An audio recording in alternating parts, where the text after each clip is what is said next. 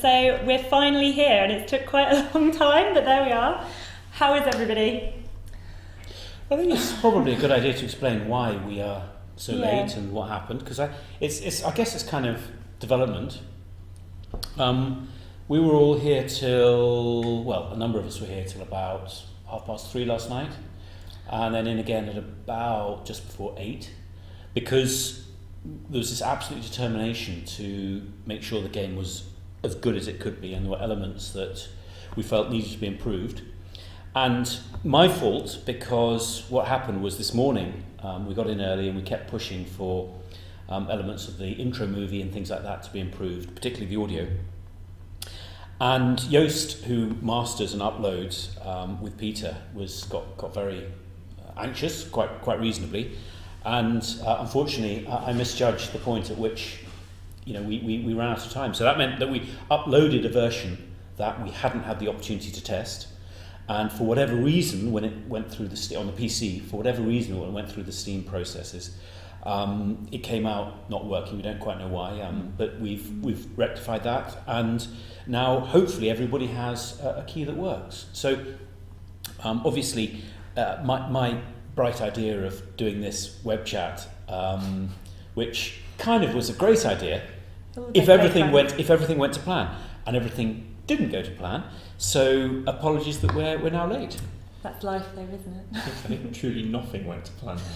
It's a fair way.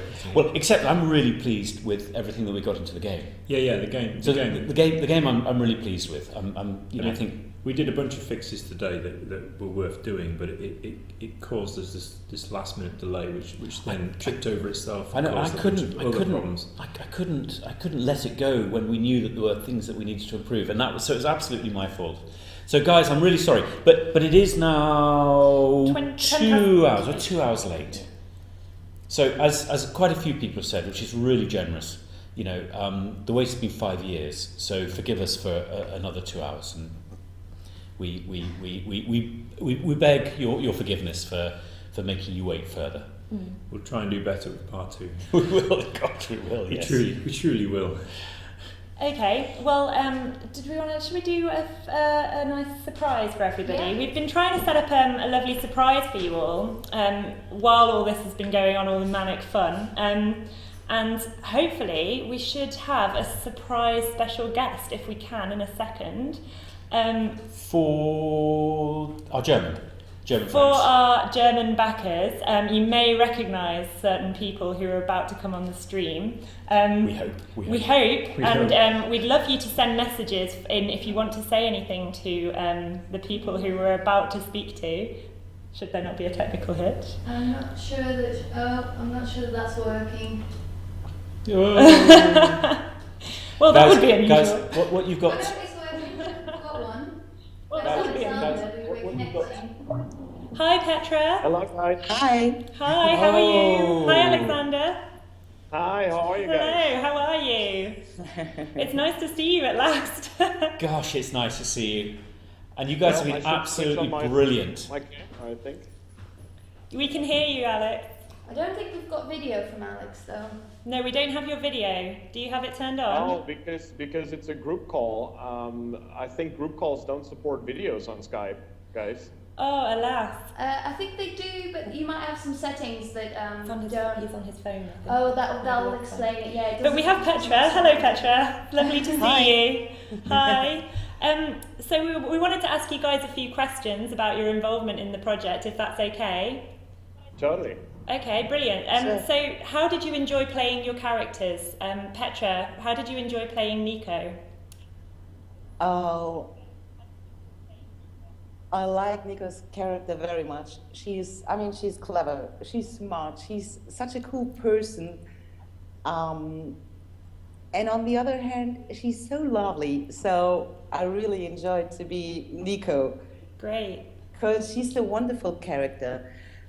And I think I'll have to switch the headphones off for a second, otherwise I hear myself, and it's enough if you hear me. So, I like her sense of humor, and she's that kind of woman, if she's on a mission, she just goes straight. Absolutely. And I love that. Because I think in real life most women like to be exactly like her. Definitely, definitely. She's very popular around here anyway. So, Yeah. Alex, would you agree that Nico is the one in charge of the relationship? Oh, absolutely, yeah. I mean, George, he just wishes to be with Nico. Great. But yeah, I always liked the character of Nico myself. I think it's extremely sexy and great. Okay. Fantastic. How did you find playing George, Alex? Well, George is by now a big part of my life, of course. I you know, being in the 5th installment plus that fan part, the 2.5 part in between, I feel like George is really part of my being at this point. And it's just so great to come back from time to time and be George again. I really, really enjoyed this part a lot, especially because I felt like we had a little bit more to do than in the other parts. There was just so much going on, so many great adventures, and George is, as always, too smart for his own good, but also, you know, as always, George is just funny. I love George. He's so dry, and he has a lot of my own humor. I really appreciate being George on such an ongoing basis. He is a lovable rogue, isn't he? Yeah, and I was really impressed that you played George in Baphomet's Fluch 2.5, and we ought to say to people that the game is obviously Broken Sword in the English language, Baphomet's Fluch in German, and Chevalier de Baphomet in French, and Broken Sword in Italian and Spanish. And we were so impressed. Oh, Tony's making lots of noise with his mobile phone. Yeah, what are you doing? Yeah, Tony? turn it off. Sorry, I'm reading tech support emails.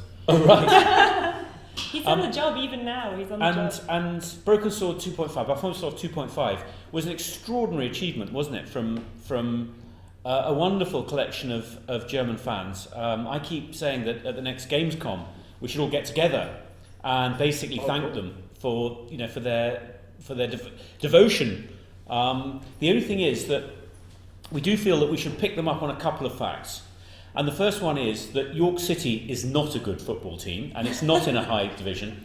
And secondly, the weather in York is not nearly as good as they depict. But apart from that, it was fantastic. Not like the weather in LA, eh, Alex? I saw it earlier. Well, I'm sorry that you guys don't see my video because I'm now again on the highway and it's just extremely beautiful as always in LA. And you know, in about 20 minutes I'll be at my house, which is right on the beach. I wish I could have shown you some of those moments there. It's pretty awesome there. Sounds awful, doesn't it? It does sound awful. And Poor thing. Petra, is your life as exotic? Sorry? Is your life as exotic? No, it's not as exotic. Where are you? I just live in Cologne, in the middle of the center, but I love it because it's a very liberal city with a lot of funny guys. And yeah, you have a lot of bars. You can go to discotheques or something. You have very open persons. Mm-hmm. Yes, sometimes I lose my words because it's not my language. We know, of course, we know the Cologne Messe very well. That's my joke. The Cologne Messe, the hall in Cologne. Yeah. And the Dom. Yeah, for sure. Which is magnificent. Absolutely impressive. Can I tell you, Petra? You forgive. When I was at Gamescom in August, I was in a real rush, and I was really lucky because I got to the station at Gamescom. You know, at the Cologne Messe. And there was a train waiting, one of the fast trains, and somebody got out and I said, "Is this going into Cologne?" He said, "Yes, it'll be very quick. It only takes 2 minutes." So I got in, and the train went in the wrong direction, and it went, and the conductor came and he said, "Where are you going to?" I said, "Cologne." He said, "We're going to Dusseldorf." And I said, "What's the first stop?" He said, "Dusseldorf." So I went all the way to Dusseldorf, ran across. At least your German trains are very fast. It didn't take that long, but I did feel very stupid. But I think it took you longer or more than 2 minutes, huh? Yeah, well, it took me a lot more than 2 minutes. Yes. Can I just ask you guys, how was it working with your director? I want to make this pronunciation right now. Antje Roosh? Is that right? Antje Roche. Oh, sorry, forgive me. Antje Rouge. Oh, I still said it wrong. Oh, Roche. I think, she's a very special person. She's a very, very special director. She's, if you see her the first time, and you have never met her before, she comes to you and hugs you. And she's so lovely, and she's such a sensitive person. I think this is what most actors and speakers need, because you have to trust someone to give everything you can. And I'm really in love with her. We can tell. Exactly what she wants. And I mean, she knows Nico much longer than I do. So she also knows exactly what the fans want. Yeah. I loved working with her. Great. Oh, fantastic. And Toneworks, Toneworks, of course, with Jorg. With Jorg Mackinson. Mackinson, I'm pronouncing his name wrong, of course, but No, Jorg is great, isn't he? I was just kidding, because every time I talk to him and he answers the phone, he says, "Hello, here's the little Mackinson." But he's also a very funny guy. Fantastic. I mean, I like him. What he says what he means. And what he says, how do you say it in English? I always hear myself. I mean, if he says something, then it happens. So he's a very cool guy. It's very cool to work with him. Sincere. Alex, are we still with you? You know what? I dropped out in between, but when I came back, Petra was talking about Antje, and I immediately understood she's talking about Antje because I love Antje too. And Okay. she's talking about Jörg. I love the whole bunch of them. It's just always so great to come back and work with everybody. It was a lot of fun. Oh, brilliant. Brilliant. Well, I mean, both of you, thank you so much for being such an important part of the brand. Alex, it's been 1996 was the first time you played George? Absolutely. Wow. Maybe even 1995, because I don't remember. You know, it could very well be 1995, I do beg your pardon. Yeah, I think it was 95, and it was actually recorded in Düsseldorf in a studio that doesn't exist anymore, Studio Fröhlich, which I really loved to go to. And it was really one of these amazing opportunities to speak for Baphomet's Fluch 1 and to be George, of course. I can't even remember if there was much of an audition process or casting process going on, but it was just great. I mean, at one point I got really bored about talking about a red clown's nose, but that's just I guess. And a tissue, and I right? will never ever forget that. Haben Sie diese rote Clownsnase schon einmal gesehen? It's just, it's just part of my life since back then. Yeah, that's the bit that's always the hardest when we're recording in English, and you have to do all the voiceovers. But hopefully occasionally some of the voiceovers are really funny and it makes it lighter, because there are only so many times that you can talk about the objects in your inventory and what you talk, but that's brilliant. Okay, we just want to say thanks very much for being so patient, guys. I know you've been waiting a really long time to speak to us, but it's been brilliant that you could meet the fans. Would you have a message from Nico and George in German that you'd like to give for the German fans? Petra, you want to go first? I would say you go first, because you're doing it much longer than me, so it's your turn. Okay, dann hallo an alle deutschen Fans, hier ist George. Ich fahre auf der Autobahn. Leider bin ich nicht in Paris, wo ich sehr viel lieber wäre, vor allem weil Nico auch am Telefon ist. Aber irgendwie habe ich das Gefühl, dass wir uns alle sehr bald wiedersehen, hoffentlich in Paris. Und dann denke ich, dass wir wieder ein tolles Abenteuer erleben. Nun, was ist das denn da? Ich glaube, hier ist ein Stau. Na gut, ich werde wohl etwas im Stau stehen und gebe das Wort weiter an Nico. Fantastic. Amazing. Yeah. That's your turn. George, beruhig dich. Ganz ehrlich, wenn du im Stau stehst, kannst du eine Menge Rätsel lösen. Schau dich genau um, was siehst du? Aber lassen wir das. Gut, das machen wir später. Ich wünsche allen Fans, den alten, den neuen von Baphomets Fluch, ich wünsche euch wahnsinnig viel Spaß was ich bisher gesehen habe von dem Spiel, ist wunderbar. Ich konnte es noch nicht zu Ende spielen. Aber ich freue mich, dass ich Teil dessen sein darf und ich wünsche euch einfach wahnsinnig viel Spaß und ihr habt lang genug gewartet. Genießt es. Thank you. That's Brilliant. amazing. Thanks That's so awesome. much. Thank you for your patience. Thank you all for your patience and bearing with us. It's been really great. I have to say, can I just say, I really love going to Germany because everybody's enthusiastic. I have to say, people are really bright and they really love the history. And it's always a pleasure. And you guys have been fantastic. Thank you so much. Thank you very much, Petra and Alex. Bye. Thanks. Thank Bye. you guys. Have a great day. Tschüss, Thank ihr you. Lieben. Macht's gut. Okay, that was lovely. Ciao. Wasn't that sweet? Yeah. Aren't they lovely? They are lovely.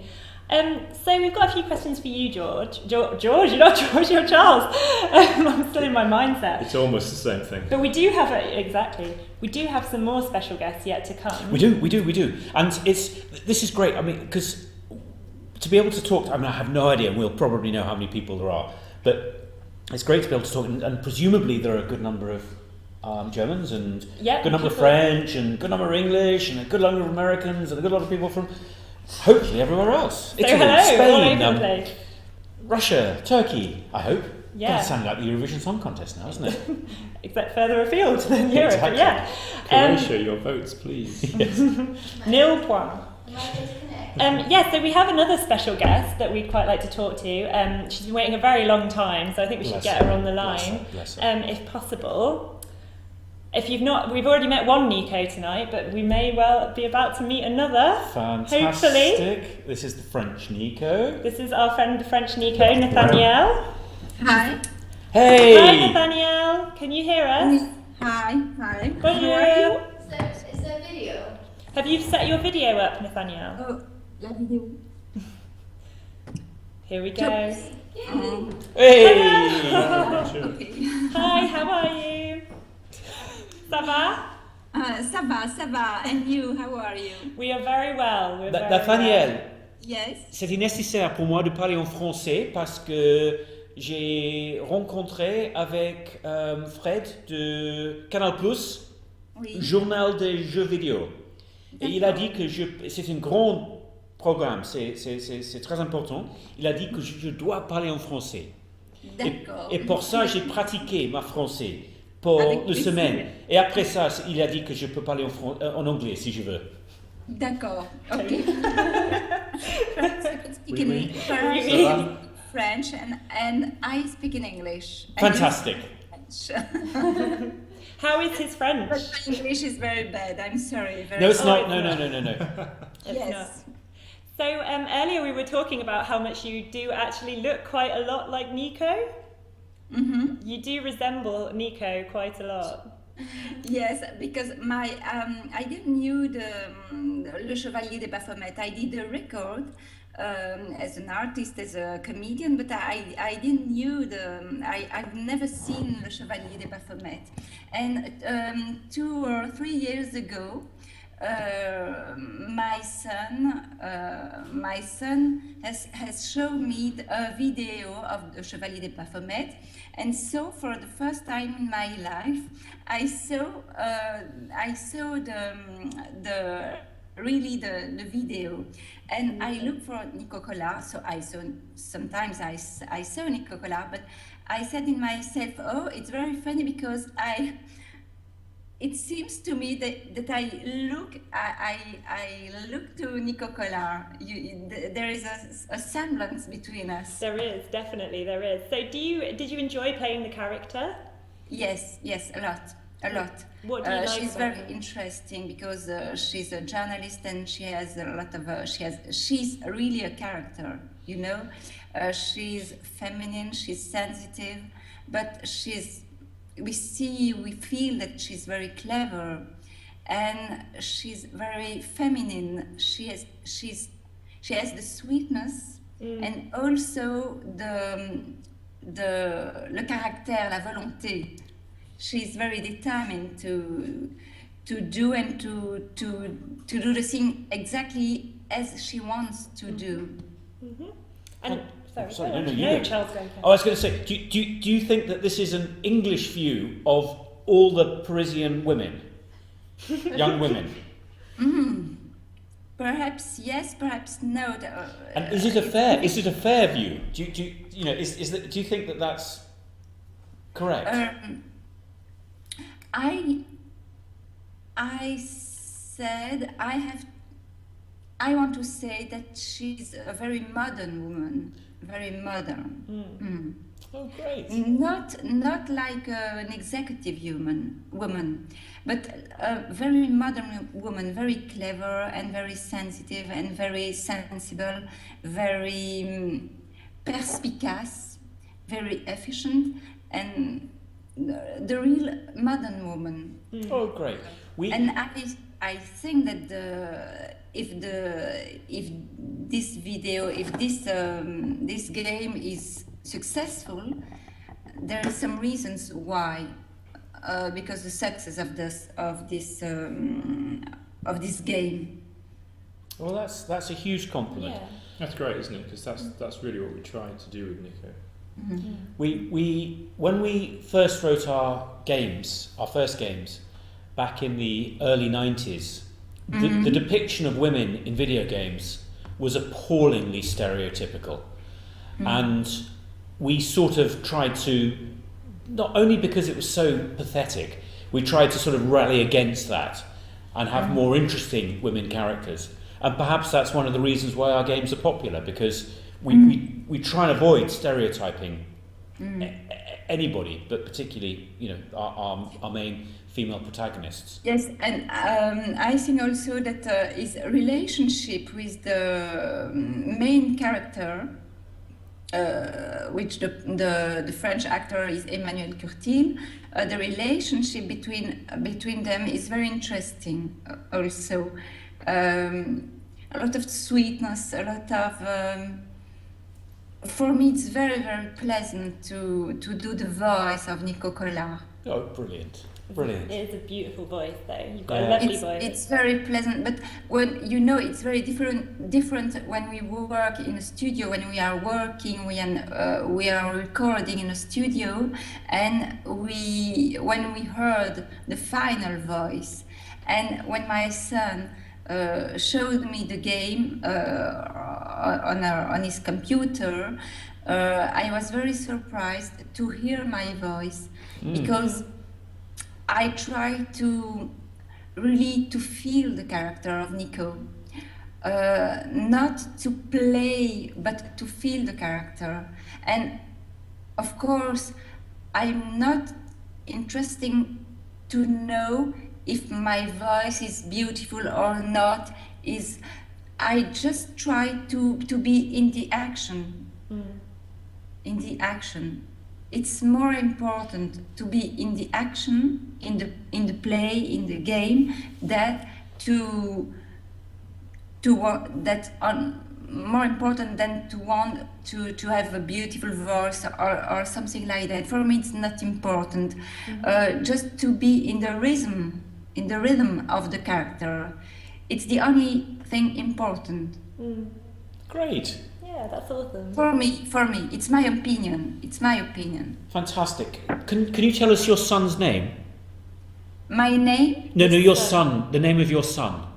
Oh, my son. The name of my son is Joachim, and my son is 16 years old. Fantastic. And he's a very, very, very nice violinist. A violinist? Wow. Talented family. Wow. Yes. Very talented family. Perhaps in musical and in classical music, but also in jazz. Wow. He's a very, very young jazzman. Wow. And you can see on YouTube, he's playing with Didier Lockwood. Perhaps you know Didier Lockwood. He's very famous jazzman, violinist. Wow. And my son is a violinist. Wow. And he likes Chevalier de Baphomet, does he? Yes. He's obviously an all-round top guy. Very cultured. Yes. Awesome. Perfect. God, how lovely to speak to you. Yeah. Thank you so much. And thank you also for waiting. You've been very patient. We were explaining before that we had a few problems with the very first version. Absolute chaos, but it's all sorted out now, I think. Although Tony is still answering a few questions. This, by the way, is a Yorkshire cap. Okay, this is what we all wear in Yorkshire, and the women as well. Okay. It looks very good, doesn't it? It's like a French beret, but Yorkshire. Brilliant. Okay, before we leave, would you like to give a message to the French fans as Nico in French, or just to say hello and A message for? for the French fans as Nico? Okay. So I in French or in English? In French, if you like, yeah. In French. In character. Je pense que c'est vraiment un personnage très très intéressant et un jeu très intéressant parce que ce n'est pas un jeu violent, ce n'est pas un jeu qui amène de la violence, c'est un jeu qui est comme une enquête mais qui est très calme, qui est très... donc contrairement à beaucoup de jeux vidéo. Et comme moi j'aime énormément la musique classique et je produis des concerts de musique classique, I'm producer for musical classic for concerts. I like when the things are very calm and very beautiful. Et je crois que ce jeu amène des choses calmes. Ce n'est pas comme la majorité des jeux vidéo qui sont des choses violentes ou qui incitent à la violence ou qui n'amènent aucune réflexion. Là, c'est vraiment comme une enquête. Et je trouve que ce personnage de Nico Collard est un personnage très élégant. She's very elegant. Perfect. Thank you. Well, if you like things that aren't violent and are calm, then don't come to this office when we're trying to master a game. That's all I would say. Thank you very, very much, Nathaniele. You have been very patient. And really lovely to speak to you. Thank you. Okay, thank you, and I'm very grateful. I see you. I say you. Thank you. Thank you. And we'll take you for a glass of wine and maybe a meal in Paris one day soon. Okay, why? With pleasure, for the French wine, of course. Of course. Is there any other type? Red or white? Oh, definitely red. Definitely red. Vin Rouge. But Red? that's for those sausages. I And mean, that's white. a different thing. And champagne. Enchanté. Enchanté. À bientôt. Au revoir. Merci, Au au revoir. revoir. Bless her. Oh, that was lovely. Okay, so do you want to answer a few questions from the yes. forum? Yes, we've managed to avoid them so far. We've got we had a lot of people leave questions, so thank you to everybody that left them. Also, you can ask them during the chat at the side panel if you have any during the thing that come up. You can put them through and Alex will send them through to me. So I've got a few about the making of the game and the impact that it's had. Shafzilla wants to ask, do you think that the impact of Kickstarter backing do you think you'd consider using a Kickstarter for your next project, whatever that may be, even if you don't need to financially? Okay, what Kickstarter has allowed us to do is, before you used to have, if you wanted to buy a game, you'd go to a retailer, and the retailer would get their games from a publisher, and they would have come through a distributor, and the publisher would have funded a game with a developer. So what we've done is we've bypassed all of that. So we're now working directly with you guys, which is fantastic. But it does mean, to be quite honest, that we then need to take control of all of the things that a publisher would have done. And a publisher's big. There are a lot of people there to do all of these jobs, which is why, you know, and there has been chaos, but it's been a big learning curve because we've had to do what a team of 50 would have done previously. So there's two things about Kickstarter. The first one is, clearly it helped us fund the game, which is really important because we couldn't have funded it otherwise. But secondly, it's also given us the opportunity to communicate directly with you guys, to find out what you like and what you don't like, to get some steer on the game. Right at the very beginning, when we launched the Kickstarter video, there was a lot of feedback which was useful. Your beta feedback, pretty much everything of the really popular stuff has gone into the game, and that's one of the reasons why we were so late. It's all my fault. I take total blame for it. But we put in so much of the stuff. So, for example, let me give you an example, if you don't mind. a number of people said that it was too easy to skip through the intro, which is absolutely right. So initially what we did was we just disabled the click to skip. And then we played it and went, that's a little bit weak. So we then changed it to put in a button which you could click and it would appear. You'd click again and it would highlight, and you'd click it for a third time and it would skip the video. And that was what it was like at about 10 o'clock this morning. And then we played it again, and we felt that actually having 3 clicks was not reasonable. So it changed again, so you move the cursor on, it highlights, you click it and you skip.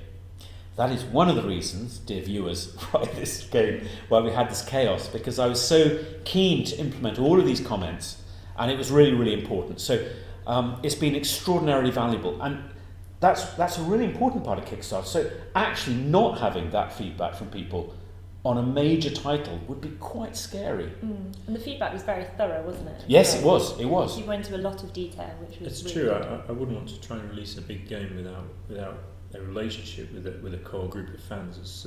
It's remarkably valuable. You can't understate it, can you? No. Or overstate it, rather. It's been extremely useful. Okay. Centre, in related to that actually, Centre wants to know, what was your biggest fear or worst case scenario after the Kickstarter campaign had finished, in terms of, were you worried about the time you had left to make the game? Or did you need more donations at that point? Well, this game will have cost about close to £2 million. The Kickstarter funding was absolutely vital at that point. We'd self-funded up to a prototype, and then the Kickstarter allowed us to continue. So, do you know what my biggest fear was collapsing. Actually finding that we couldn't finish the game off, because we have 15,000 people who put their confidence in us, they put their money, and they came in, and it would be so easy and it will happen, developers collapsing, taking people's money, and that would be just so awful. And one of the great relief of having the game, which I'm very proud of, I'm really pleased with it. I hope you guys agree, and we've had some really positive comments, we've had some great reviews. But the really scary thing would be to take your money and then not return your loyalty by delivering a game, which we will do. So, I mean, that for me, that was my greatest fear. Yeah, I mean, game projects go wrong all the time. I mean, in a developer-based environment, projects just get cancelled, they get killed, and it's a footnote on a gaming news site somewhere, or it's completely behind closed doors. I mean, game projects go wrong because games are very hard to write, and they do get cancelled all the time. Obviously, if you're kickstarting and you have the full exposure to the people that would have bought it in the future, then you can't afford that kind of mistake. You have to deliver. So yeah, I agree with Charles. The pressure is on as soon as you've done that Kickstarter. It's great fun doing it, but it's no joking afterwards, is it? Would you say that the pressure was bigger than with publishers? Yes. Or, like, how is it different between the two? Publishers gear everything because they ultimately want to make sure they want to minimise risk, and to minimise risk, which is quite reasonable because a lot of projects, as Tony says, go wrong. So what they require you to do is define all your milestones in advance, and if you don't miss them, if you don't hit them, then they don't get paid. So the way that you approach development is quite different. What we were able to do was a development called Scrum, which is quite different, where you're actually more loose about what your objectives are, provided you meet your completion date. Now, we are later than we expected, but it gives the freedom to iterate, because to be able to write a whole story before you even go into production is kind of insane. It just doesn't work. It's like saying, well, can you paint the painting before you paint it, or can you film the film before you film it? What you're expected to do is come up with what they call a vertical slice, where the game is effectively locked. You define what that is, and then that has to then become the basis of the full game, and that works if you're funding, because of the fear of a project going way over. But because we could control it ourselves, it meant that we could approach it differently, and we could be more freeform with the way that we defined our milestones and the way that we defined the creative aspects of the project. More creative and artistic in the content is the point, I guess. Yeah. So more creative freedom, but also the weight of the faith that backers have in you to deliver an outstanding game. And the other important thing is that you hear these terrible stories about misogyny amongst the first-person shooters community, but our adventure backers have been really lovely, haven't they? Really lovely. And a few people get frustrated, and quite reasonably get frustrated, and we try very hard to sort those problems out. But generally, people are really, really reasonable, and in fact, frankly, a lot of people are more than reasonable, and we're very grateful to you for that. And we've got a few people asking, kind of relatedly, about the team who worked on the game. Yes, and we'd like to get them in. Well, are we going to? Not quite yet. We But anybody, because we've got some more guests as well. And there's so many people that have worked on this, and it's all very well, but we're seen as the core.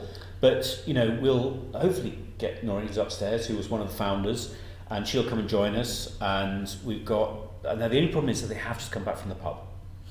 Yeah. So we might have to vet them. Yeah. In fact, Nina, haven't you just come back from the pub? Nina. Although they probably drink less than us. They probably did, yes. Yeah, I think you guys. They could bring some down for us. Champagne. when we got up all those things saying that the game didn't work on the PC on Steam, I couldn't believe it. I couldn't believe it. I thought we'd just made it. We'd just managed to get this code up. We'd got there by the skin of our teeth. And then all of these things came through saying the game didn't work. I couldn't believe it. I just couldn't believe it. I think that Steam Windows version not working is probably the low point of the whole project. It's all upwards from there. Anyway, it was meant to be the high point. It was actually the lowest point. Oh my god! So everybody's been getting drunk, just to deal with the emotional stress. That's been stressful, hasn't it? But we're getting there now, I think. Yes. We've got there. Well, we've left Pete and Yost to sort it out. There are people still came working. Down and talked to you wonderful people. So a few people want to know how big the team was. Nihil, can't pronounce your name, sorry. Nigel. Oh, sorry, Nihil from the chat wanted to know how big the team was who were involved in the development. Well, we have 15 desks upstairs. And we have 15 people, some working within York, some people coming in. So maybe there's sort of 16, 17, 18 people that would be based around here. Then we have 10 people up at EM in Glasgow who are wonderful, and they did a lot of the animation and modelling and everything. Maybe not as many as 10. And then we have people in the US, some of whom we've never met, on layouts. The problem with layouts is that 2D layouts, pencil layouts, is that it's a bit of a dying art, because cartoons used to be all ink and paint and 2D, and now it's all 3D. Oh, have we just lost the picture? I don't think so. I think it's just my computer saying that it needs battery. I thought it was plugged in. Yeah, should be fine. Good. We're still all right, I think are we? we're still here. Yeah, we're Fantastic. still here. So we have people all over the world who have been working, and that's because we really need the very best people. If you're doing a layout in pencil, particularly in HD, we need really, really good people. And one of the reasons is because in a cartoon, the layouts always support the characters. The characters always come in front, and the layouts often look beautiful, but they're not the main focus. In an adventure game, because you're looking around the environments for hotspots, and then the backgrounds are almost as important as the characters. Certainly, both are very, very important. So we just needed really, really talented people to draw those, and really, really talented people to colour them. And we had to look far and wide to find those people. It's very, very difficult. Yep. Okay, and in relation to that, after post BS5, well, if we can imagine that point in time, Adam Legg wants to know, will the majority of the team sort of moved on, or will you maintain a core team post-launch? A great question. What we'll do is we'll wind right down, and a lot of people are working freelance. In fact, most people are working freelance, and we will ramp back up again for our next project, which we don't know what it is at the moment, genuinely. That's probably another question. Yeah, genuinely don't know what it is. To be discussed at Christmas. To be discussed at Christmas over a few bottles of wine. And one of the nice things about the freelance, I mean, you could say that there are people who live in York, and in fact, all of us live in York. Mm-hmm.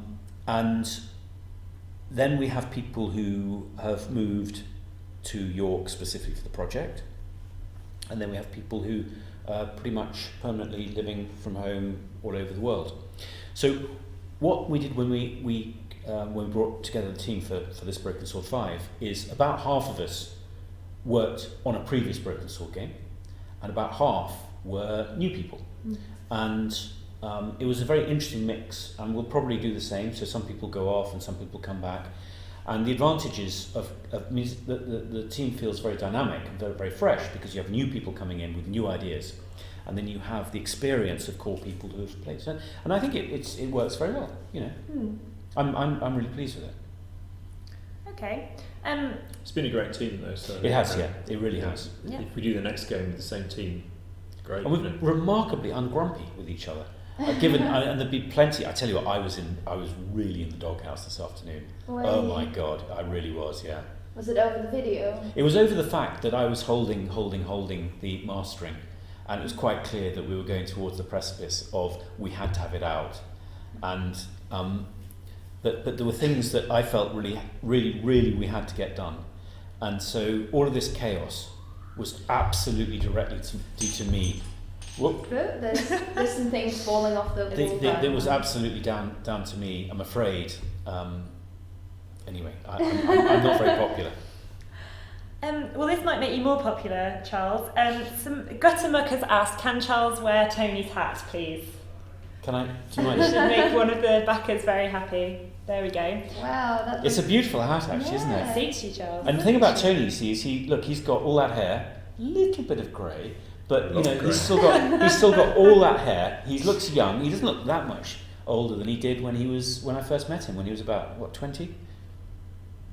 16. 16. Are we going to start talking about how old everyone is? No, we're not. No, we're not. But what I'm saying is that he still looks youthful, whereas I'm going bald. So therefore, I should keep this hat on, because then you won't see that I've lost a lot of my hair. You look like a country gent. Thank you. A squire. Thank you. A squire, if you will. What do you know? What if we could have a mutual appreciation society? We could say really nice things about each other. Couldn't we? I thought that's what we had. Relatedly, well, kind of. Magnus Kid wants to know, what does Tony think all the time? What does Tony think all the time? Yes. What do you think? I think all sorts of things. You are always thinking. I'm always thinking. Usually nonsense, abstract, weird ideas that don't necessarily form a cohesive whole. Do you think in like programming languages in your head? No, I think in shapes and texture and colour. Do you think strange abstract ideas that I'm always trying to reconcile to a unified whole? A Zen-like beauty is what I desire. He's a philosopher, isn't he? Wow. Do you know what that's what Einstein said all those years ago? Yeah, he got the idea from me. Relating to the next Broken Sword game, which is clearly something you're thinking about right now. No, it's not. No, honestly, it's not. You're not thinking about it? No, I'd love to go to Istanbul, I have to say. I'd love to go back to Istanbul. I love Istanbul. But anyway, sorry. Well, I've had a couple of questions about what you might be doing next. Do you want to give any ideas about that? It's very simple. We might do a new Broken Sword, and that would be lovely, but we haven't thought too much hard about it. We might do a new Beneath the Steel Sky, or we might do something original. Now, I know that's a really, really useless reply, but it is absolutely the truth. Those are the options. Those are the options. And there's also ports, aren't there? And ports as well. Yes. Yeah, absolutely. And we'd love to do. I mean, it'd be great to bring Broken Sword 3 to handhelds and that's something we're talking about. And In Cold Blood, yeah, we have so many people who really love In Cold Blood. We keep looking at it, don't we, as an option to bring back. How would you feel about people using assets from this game to make a fan game like 2.5? Well, we're quite clear. If people don't sell it, then we're delighted. We're flattered. If people start selling it, then it becomes a grey area because it's not quite not quite clear whether whether it's official or unofficial. And we want it to be quite clear that if people do use things, then it's unofficial, and they're doing it because they're a fan of the series. So yeah, it's where we draw a line is if they're selling it, and if people want to video and do videos of the game and then post it to YouTube and get advertising, that's absolutely fine. That's no problem at all. As long as they have their own content. As long as they have their own content, we're quite clear on that. So I think we're pretty liberal in that regard. But I think anybody would say that if you start using the assets and selling them and making a significant amount of money, then you've crossed the line of what and it starts confusing. Intellectual property. And just to be clear, we're not saying you can give the entire game as an entirety away for free either. It's just if Having said you that, do something creative with it, then. Hi. Hi, Noirin. Hello, everyone. Hello, how are you? I'm very well, thank you. Good. Are we talking intellectual property here? we are. It's quite a serious thing to be talking about, really, isn't it? Do you think, since Noirin knows him very well, should we try and get our next guest on? Our special guest. Our special guest, special yes. Special guest. Okay. Our special guest, hopefully, is going to be waiting on Skype. I hope. We hope to have one more special guest for you, which I'm personally very excited about. I'm a Have you massive not fan. met this? I've never managed to speak to him. Special before. guest. Okay. So this is a moment for me. Is he definitely on Skype? I don't know, actually. Did you tell him to go on? Tell you what, why don't you come and sit here? I'm fine. No, because I'll try and organise. Sit down. I'll try and organise this Charles is particular off. this particular person, and I'll take Tony's hat off. Could you Skype me the contact details? I don't have him on my Skype. Sorry, Right. Charles. Do you have him? Do you know his Skype details? Charles is getting him on the phone as we speak. So should we just do some more questions? So it's a he. We know it's a him. Oh, It's a yes, he. it's a he. A him that I'd not met until this year, actually. I thought I had him on Skype. You had not met him until this year? Ah. No. Oh, I'm very excited about this. Another person asked, maybe Noirin, you would want to answer this question, if you've ever thought about doing a sci-fi themed, this is Igor on the forums, a sci-fi themed Broken Sword, in the vein of the fourth Indiana Jones film. It's like aliens and what have you. Has that ever been? Sort of George in space. Possibly. You know, George gets abducted. I think the Broken Sword series is more in the historical vein than in the futuristic sci-fi. I think our Beneath the Steel Sky was more a sort of futuristic theme, and I think we will certainly look at that and maybe carry a sort of The thing about Broken Sword is it's very pigeonholed in a way. I think if we tried to be radical with it might upset people. So Broken Sword is Broken Sword, and in a way Broken Sword 5 goes back to the roots of Broken Sword very deliberately from the sort of slight way it veered away from that in 3 and 4, and I think it's Broken Sword is Broken Sword, and it needs to stay at that. So I don't think. I think when we introduced the whole Broken Sword idea back in 1992 when we started researching it, and the Knights Templar history, I think that sort of set it in stone that it was always going to be a historical series. And I think we've been very faithful to that. Whereas previous to that, with Steel Sky, we went futuristic, and that there is the opportunity for us to go back and do that. But they're very different themes and very different games. Yeah. So there's no chance of a crossover, sort of an I doubt it. Alien versus Predator style. No, I don't think it would Foster work versus somehow. George. Yeah. You I never don't think know. it would work. Templars versus Union City. Interesting. Okay, well, an easier question then. You can think on that one. Maybe it might inspire you. You never know. No, Igor would love that if that thinking. inspired you to. Not the thinking. Not the thinking again, Tony. This is an easier one probably. Which game of the series has been your favourite to make and or play by Emma Kate on the chat? There is no easy making games, I have to admit. I mean, we started out in, as I say, 1992, researching the first Broken Sword game. It eventually released in 1996. I suppose in some respects the easiest one was the second one, because it took a year, because what we had the technology, we had, before we completed one, a story for two in place. I mean, I think we were very well prepared for that, partly because, am I allowed to say this? I will say it anyhow. Virgin, who was our publisher at the time, and Sean Brennan in particular, had a bet with Charles and I that we would not deliver the sequel within a year, 12 months. And the prize was a crate of champagne. God, we were cheap in those days. we agreed to it, and actually we were so poor we probably stuck to it. Do you remember that, Tony? And we brought it in. We never ever got the crate of champagne. Sean, if you're out there, you owe us a crate of champagne. Where's the champagne? Where is the champagne? But Where is it? Have you drunk it? It was Where is because we brought it in less than a year. I think we'd learned all our lessons from producing number one. And what's really interesting about that is, if you look at what we're doing now, number 5, we're effectively doing the same thing, because number 5, this first episode, in fact, is larger than the first Broken Sword. And we will, and it won't take a year, but we'll bring it in much earlier. It will be in Q1 of next year. So we're sort of repeating ourselves almost in a way.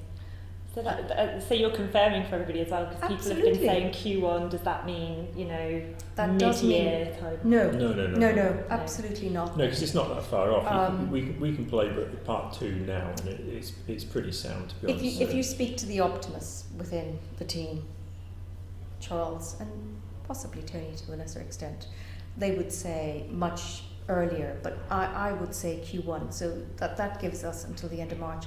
I would hope it will come well before that, but what we don't want to do is to continue to disappoint and delay, so it will definitely come in Q1.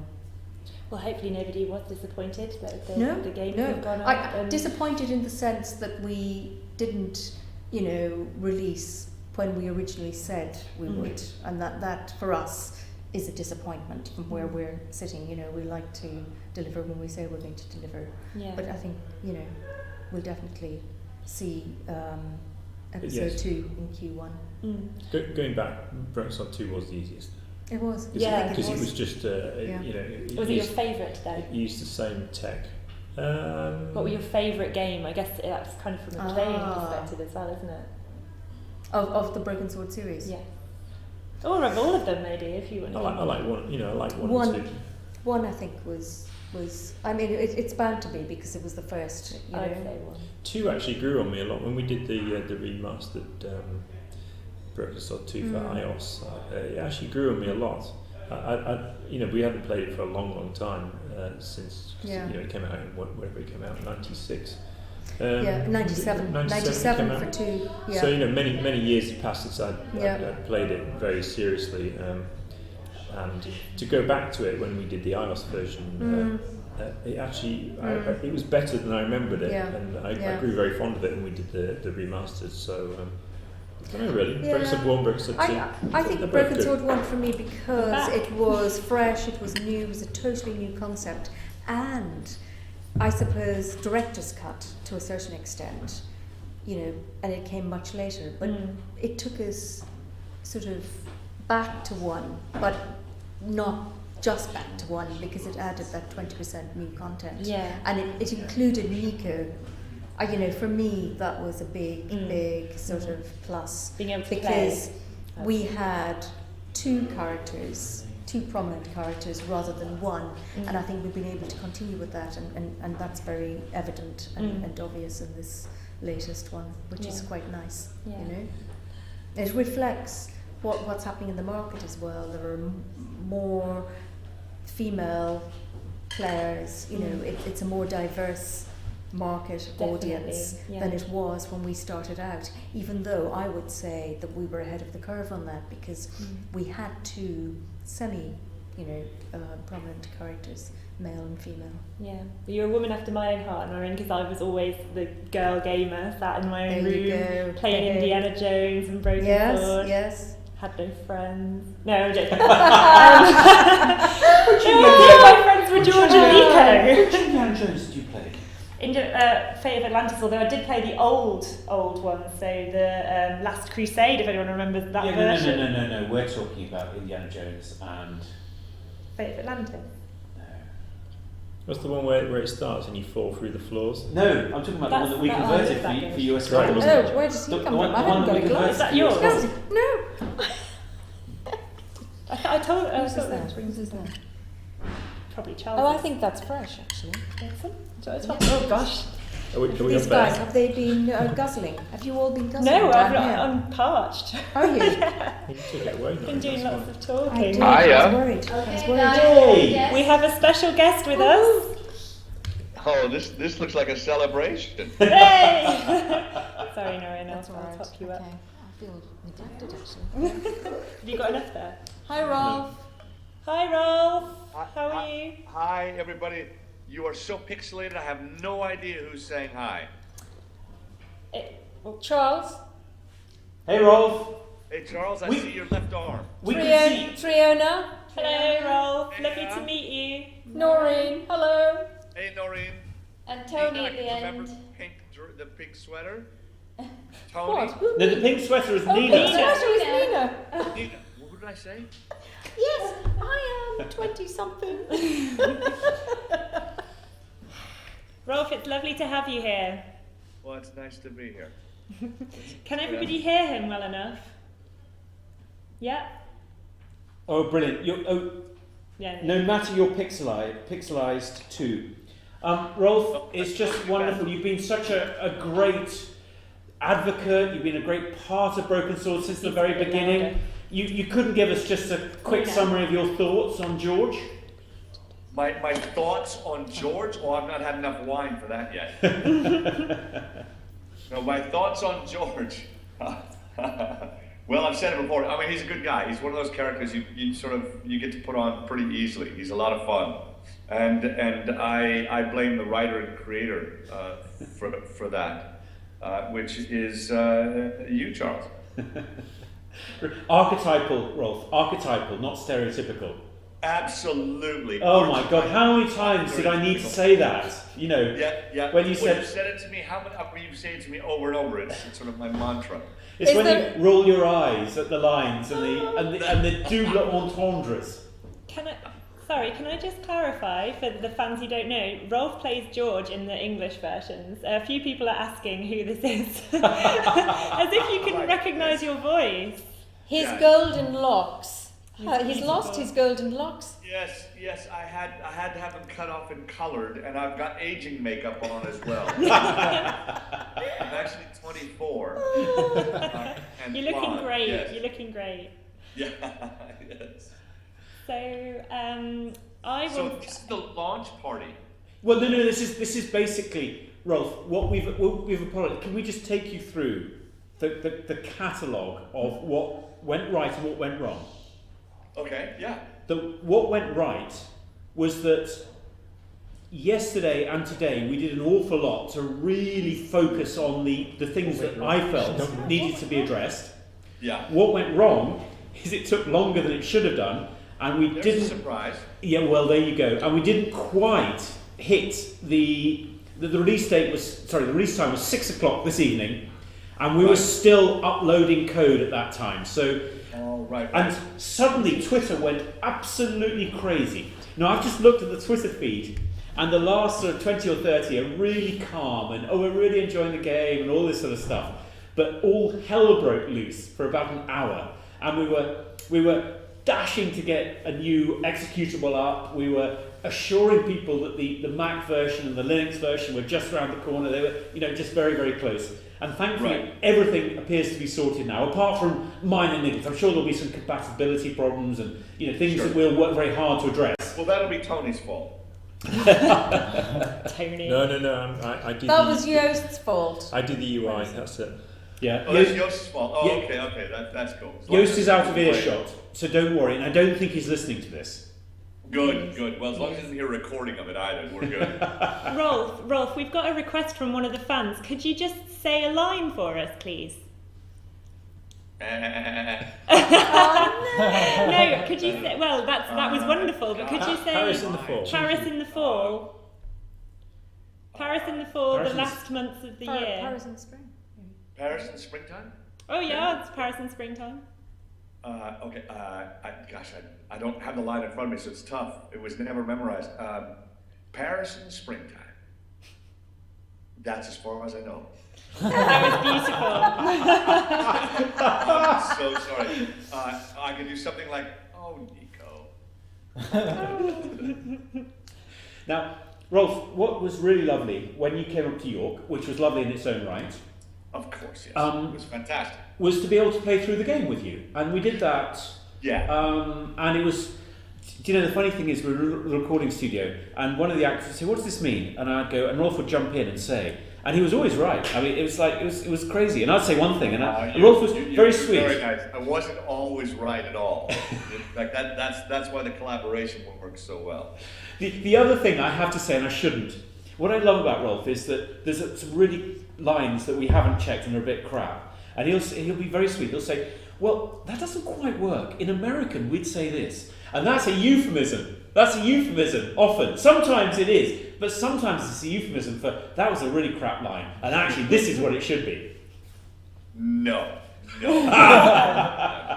Never. Very diplomatic, Rolf. Very diplomatic. It's like the famous quote of what Harrison Ford said to George Lucas, you can write this shit, but I sure can't say it. That's exactly I it. would never go that far. No. Yeah, so you, Rolf, are a hard man to track down. You're very busy at the moment. At the moment I'm sort of a little up against the wall myself, as you guys are. I'm directing a show. We've had some rehearsal issues where we've just had much less time than was anticipated. So these are our days. They're very long days. Careful. Whoops. Someone's had a little bit too much wine. That was Simon, our audio director. Thank you. I'm not very good at walking. There we go. Sorry, I'll be better later. He's just come back from the pub. How would you tell? Fortunately, you're a genius with sound, so you get away with it. I didn't hear a thing. Oh, great. And then the other thing, Rolf, is that when we come to record the voices, we have travelled all over the country, haven't we? Oh my gosh! To catch up with you as you go from show to show to show. You actually have been very good about that. Yeah. Unfortunately for me, because I love doing the show. I love doing the Broken Sword. So I mean, I'm lucky that you're that patient with me. You have travelled. Geez, York was easy for you. When you came to York, we jumped on that. Oxford. Yeah, you've been Newcastle, London. We even set up a studio in San Francisco recently. We did. Yeah. You have done that. And that was really fun. And yes. So what else? I mean, it's just great. I mean, it's just fantastic. And you're in London at the moment, of course. I am in London until the 18th. Yeah, and then I head back to. God, this is so flipping cold in this country. I had no idea. I mean, I just completely forgotten. Oh, mind you, this is a bad winter, but this is a good winter. Yeah, this is. It hasn't got cold yet. No snow, no ice. Down here, it's cold. It's actually quite mild. Kind of cold that just never warms up. And do you know, Rolf, they keep telling us that it's much warmer down in London than it is in York. And we're really warm up here. Well, it could just be that I'm Californian and used to Anything else? No. I spent too many years. This is a cold winter. Down here, it's cold. We have a friend, an Australian friend from Sydney, who came and lived in England for a bit. And she sat there and she said, we could never understand why in English we had to learn all about these damned poets talking about the spring and how obsessed they were with the spring. We didn't get it. But now I've gone through an English winter. Now I know why you're so obsessed by the spring. And she's absolutely right. Mm-hmm. Oh man, this is cold. It's not just.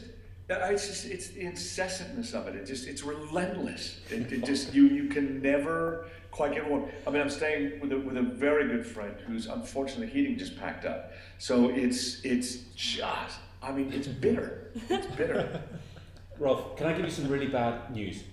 You wait till January. Oh. You wait till the end of January. You talk about relentless. It's only been going for a couple of weeks. Well, here's good news. The end of January, I won't be here.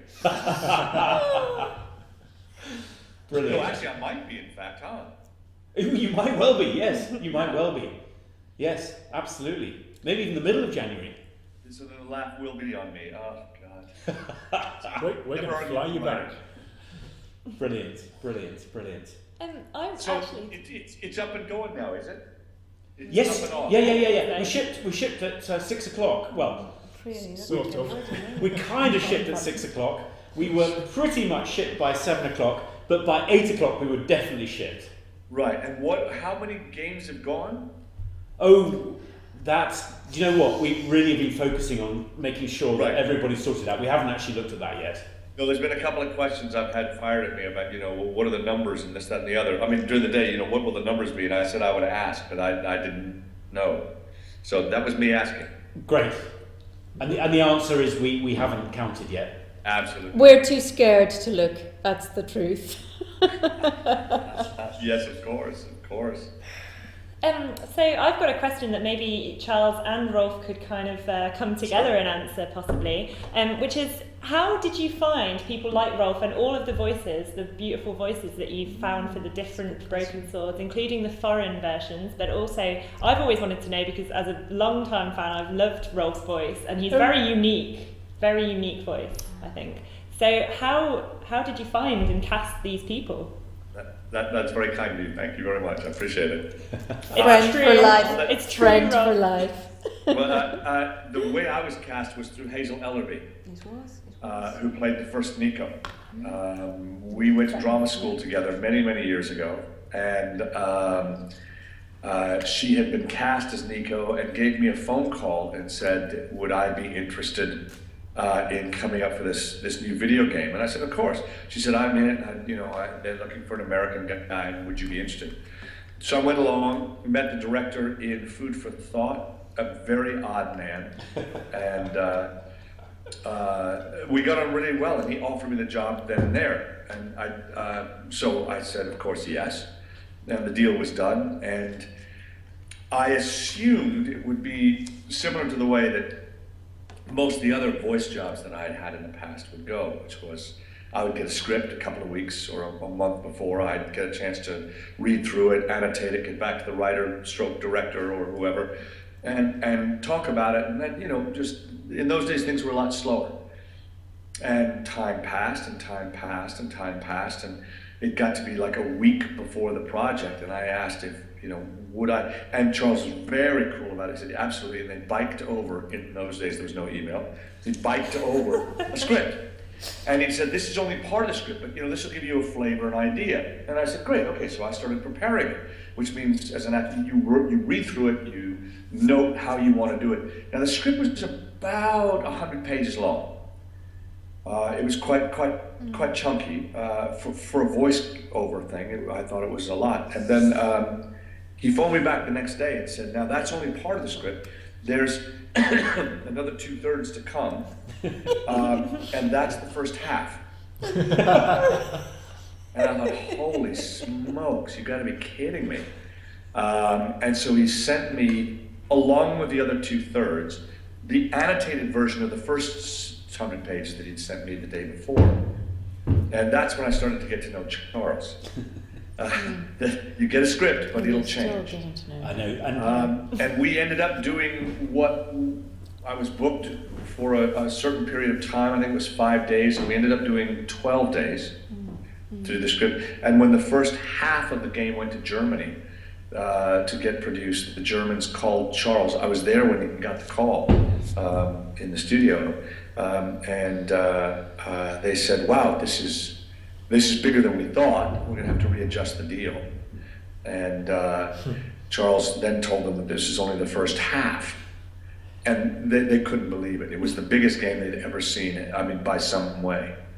And I've just gone completely off topic. That's how originally I was cast and what happened the first sort of 12 years of my life. I mean, yeah. Brilliant. And what if I can just jump in and say, as far as the German, French, Spanish, Italian, we worked with a publisher called Virgin Interactive, and they organised that, and they had a real passion for making sure that those versions had really cool actors and actresses.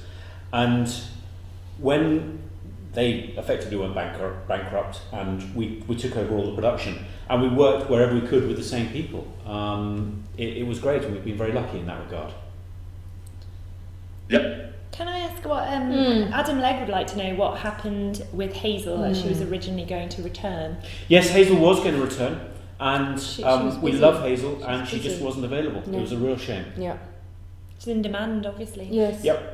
She did a little bit for the Kickstarter video, and actually at that time she said she might not be available for the full script for the game, so we were not, surprised. No. So yeah. But we are indebted to her. She's wonderful, and she was a really important part of Broken Sword. Yeah. It's brilliant to hear that you, Rolf, and Hazel were good friends as well. You knew each other beforehand. Still are. Yeah. She and Dave and the kids, yeah, absolutely. I've known Hazel for like 30 years, over 30 years. Wow. That's great. Yeah. Not really relatedly maybe, but people keep asking on the forums, and I'm sure you've been asked this before, Charles, about the Broken Sword movie and whether you've considered kickstarting it. And I was just thinking, you've got Rolf's amazing voice there. Would there ever be a cartoon version of the movie maybe? Well, Rolf is a good-looking fellow. Do you think, would you mind, maybe a little bit of, if you could just dye your hair, I think you'd be the spitting image, wouldn't you? Spitting image with a couple of $1 million worth of face work and body work. Yeah, I think probably so. Yeah. Do you know what? In all honesty, if there was a movie, I've garnered a promise from Charles that I would be George's father. We talked about this years ago, didn't we? Years ago, you said that, isn't it? Yeah.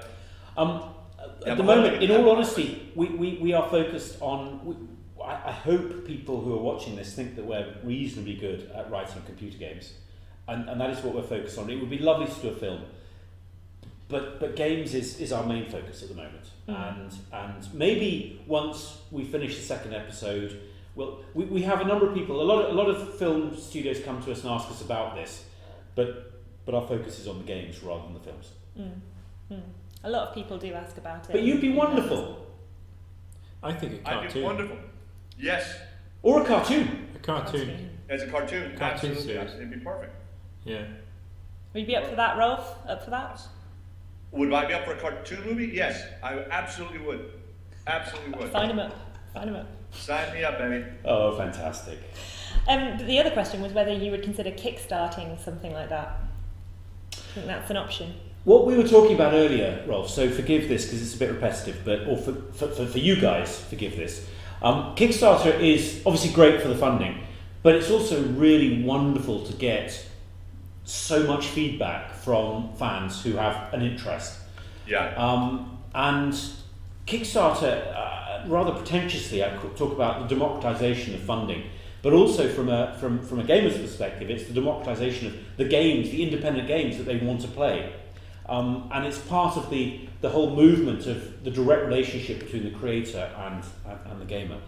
So I think I've gone off subject, haven't I? We were talking about the Kickstarter. Thank you. There. So as far as Kickstarter is concerned, it would be it's such a powerful way of being able to gauge a response and get a sense of what people like and what they don't like. That yes, we very much would want to do it. I would think. Ross, what's your feeling? People on board earlier on as well. Sorry. I mean, the fun that we had doing the Kickstarter thing and the gifts or the prizes or the swag, whatever that is going out. I mean, that's fun for us and that's fun for them. Yeah. And the fact that there's a couple of there's a couple of folks in the film or in the game rather. That's all good. I mean, it's fun for us to actually speak to. I mean, I've the people that I'm in touch with, through the game, Julie and Stu and all those guys. Emma as well. Yeah, still waiting for my go. just saying. Yeah. Just saying. Yeah. Do you know what? I'm really jealous because Emma made you a golden goat. You have the golden goat. There's only one of them. I know. It's sitting on my desk at the moment, but I'm only keeping it for you. Is it? No, it's not. No. Oh, It's not. But you know what? I've got something like 25 goats sitting behind my desk, waiting to go out.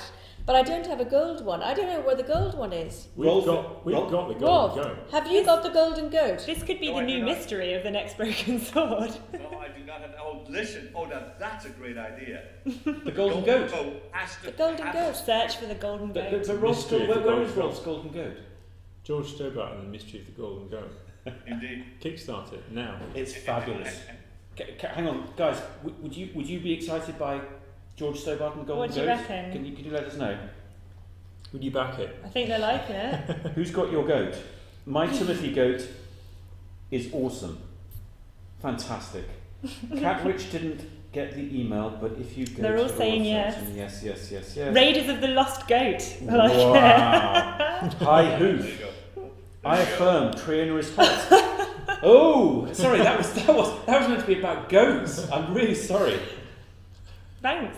George Stobart, much better. It's coming in fast, yeah. Wow. Maybe slightly too fast. Yes. So anyway, there was another question I wanted to ask in relation to this though, which is Kindman asked on the forum as well about whether we were going to do a Broken Sword novel, and he said, come on Charles, I know your mind unconsciously is working on it. You could get it as an audiobook spoken by people like Rolf and obviously a German version by Alexander and what have you. Yeah. When we wrote Broken Sword 1 as a linear story, it was really interesting because lots of aspects didn't actually quite work. I think as an interactive experience, an interactive linear, in an interactive narrative, it worked quite well. Now, there is a real big difference between a linear story and an interactive story, and there's a lot of translation that goes between the two. So I would leave somebody who is a linear writer to write the story, very much so. Mm. Well, I think we've discussed it, haven't we? We've been talking Many to Neil Richards, who has been the scriptwriter, and we've been talking about possibly writing a Broken Sword series of novels, and I think that would be a really nice idea. So Really yeah. fun. Great, Be really okay. fun. Good. Well, I think that's all of our questions done. The only thing that remains is to say hello to the rest of the team who are coming in now. Who have just come back from the pub. Are you coming now, guys? Is Joost? Yeah, in a second. Can you grab everybody? Can you grab Joost and... They brought us some food because we've been here a long time. There's been one person who has really been working flat out for the last, 3, 4, 5 months, and that's Joost Peters, our technical director, because in the business we're in, everybody gets to do what they want to do, and the last person that needs to cut everything off is the technical guy. And he's been working all his weekends, and he's just an amazing guy. No, he's brilliant. He really but is. Even worse than that, Tony and I have taught him about puns. Now, Oh, Rolf, right, okay. puns, I'm sure you'd agree, are the Real very stars. lowest form of wit. I love a good pun. Do you? So now, Joost, bless him, who's from Holland, he's Dutch, is actually competing and beating us. He's picking it up, isn't he? He is picking it up. The old English art of telling a really dreadful pun. Well, what do you expect from a man who speaks 4 languages? Exactly. And He's you know what? going to kick your butt. That's all. And he's now got the confidence. He corrects our English grammar. And you know, if there's one thing I've learned, is never ever question a Dutchman's English grammar, because you know that it's going to be right. I'm impressed that, I mean, your grammar needs correcting, Charles. I mean, that's saying something. No, the best English is spoken outside of England. Rolf, you must know that. In Dublin, we're well known. And Sorry, saying it's American. Yeah, absolutely. It is American. It's absolutely American. Yeah. in addition to everywhere else, yes, outside of the UK. You're so right, Rolf. I'm with you. I'm with you all the way. American is the old English, though, isn't it? It's how we used to speak. Apparently, that's where it developed from. Yeah, that's so totally right. Isn't it? Totally right. Yeah, I mean, I can just see like Shakespeare talking like that. Guy, to be or not to be? That's the question.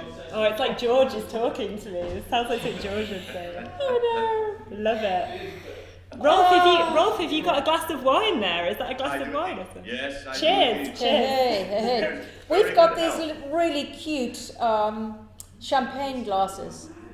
Yes, they look very sweet, very plasticky. They do. High quality. They do. That's so we can't attack people with them. They're not Sainsbury's plastic glasses. They're crystal goblets. Exactly. They are. Yes, taken from the tomb of the Templars. Exactly. Indeed. Well, you know, sword and the crystal goblet. you go for the sort of rough diamond. You don't go for the. Go for the gold. I think that the party is about to join us. Are you guys going to join us out there? So Rolf, what are you working on? What are you doing Maybe in London? I'm directing a play called Bus Stop. Can you take my glass up, please? American playwright. That's why I finished. This is the rest of the team. Oh, here you go. Oh yeah, see, they cut off in your prime. Everyone say hi to Rolf. Say hi to the backers as well. Hi. Do you want to introduce yourselves? This is Andy.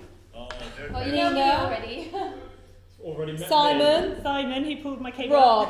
That's me. And Alex. Alex. Hello.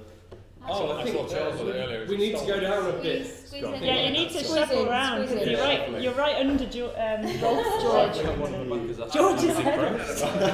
Everyone should do. Oh, there's a bit about that. No, it's a very strange seeing yourself with a delay. Literally, all of you guys are like invisible behind you.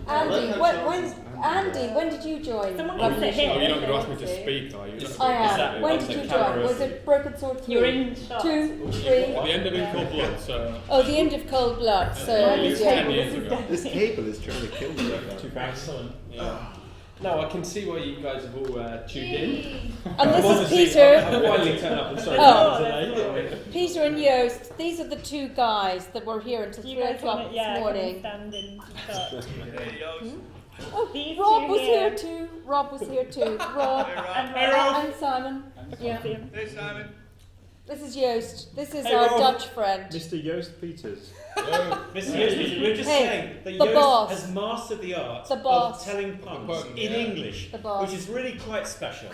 And also, the various jokes that we tell about Dutch, which is they're not funny in the least. Yeah, and they've been absolutely relentless. So therefore, Joost deserves a double medal.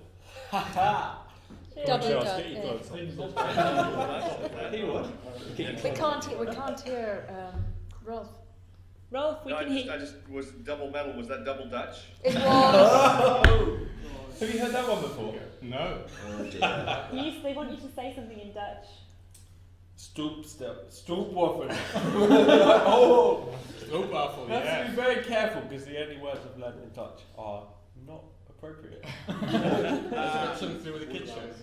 Oh. I think people will probably know what you've been taught. Not by me. Okay, Joost, go on. Come on, Joost, tell us something. A bit of Dutch. Just say how happy you are to work on blah blah blah.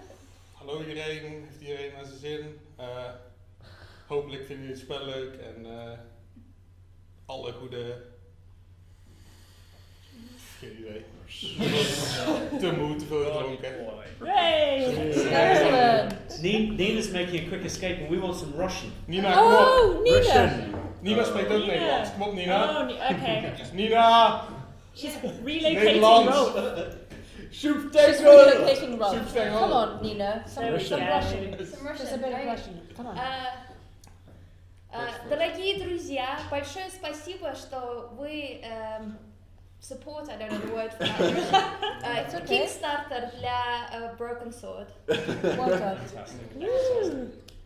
Good, lovely. Well, look, I think we've been going much longer than we should have. Probably. We should. Yeah.